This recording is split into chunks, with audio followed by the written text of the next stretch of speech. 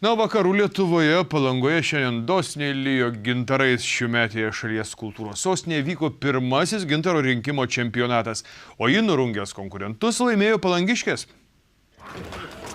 Nuo pat ryto karieta po Basanavičiaus gatvę riedėdamas ir dosniai gintarą barstydamas jūrų dievas Neptūnas žadėjo, kad šiemet šio Lietuvos aukso užteks visiems.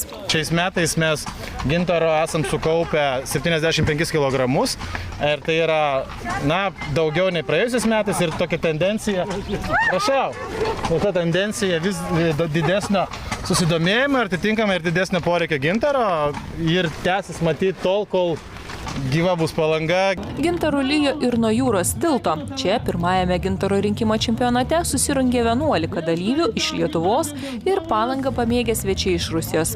Kartu su jūros dumbliais ir šapeliais buvo sumaišyta po 100 gramų gintaro. Per 5 minutės dalyviai turėjo kuo švariau ir kuo daugiau surinkti gintariukų. Kaip ir dera laimėjo palangiškis, iš 100 gramų surinkęs 83. Vyras sakė dažnai po porą valandų renkantis gintarus pajūryje ir atskleidė sėkmės receptą. Staigiai pirščiukais, tos visus, kur yra kerpės, visos tie viską tuos nubraukė. Ir paskui greitai abiem rankom renki, vėl pribraukė, vėl gintaras matosi, sunkesnis. Taip ir surenki. Baltijos jūra išmeta vis mažiau gintaro, taigi šventėje dosniai barstytas, jis į Lietuvą atkeliavo iš Kaliningrado gintaro kasyklų. Jau kitąmet Palanga žada kviesti į tarptautinį gintaro rinkimo čempionatą.